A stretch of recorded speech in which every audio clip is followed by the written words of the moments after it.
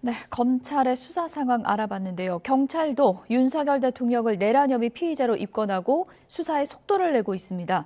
특별수사본부는 윤 대통령에 대한 수사가 가능한지 묻는 취재진에게 엄정 수사하겠다면서 의지를 밝혔습니다. 오늘 브리핑이 있었던 현장에 나가 있는 취재기자 연결해서 내용을 좀 들어보겠습니다. 김희영 기자. 네, 경찰청 국가수사본부에 나와 있습니다. 네, 특별수사단이 윤석열 대통령을 입건했죠?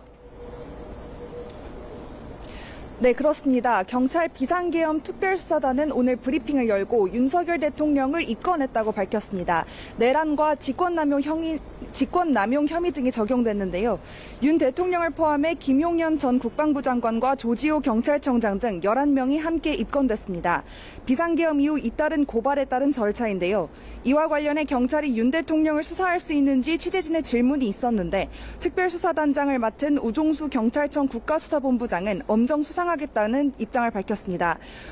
우종수 수사단장은 이번 사건 수사 대상에 인적, 물적 제한이 없다고 강조하기도 했습니다. 브리핑에서는 윤 대통령에 대한 긴급체포도 가능한지 질문이 나왔는데요. 이에 대해서는 긴급체포 요건에 해당하는지를 검토하는 게 먼저라고 답했습니다. 윤 대통령에 대한 출국 금지 가능성과 관련해서는 실제 출국 가능성을 고려해 검토하고 있다고 설명했습니다. 그러면서 김용현 전 국방부 장관에 이어 이상민 전 행안부 장관과 여인영 전 국군 방첩사령관, 박안수 육군 참모총장에 대해서는 출국 금지 조처를 완료했다고 설명했습니다.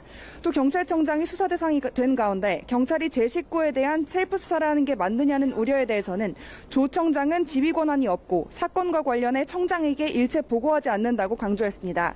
우 단장은 또 이번 수사를 둘러싼 여러 논란에도 불구하고 국수본은 내란죄의 수사 주체로서 무겁게 책임감을 느낀다며 가용할 수 있는 모든 자원을 동원하겠다고도 말했는데요.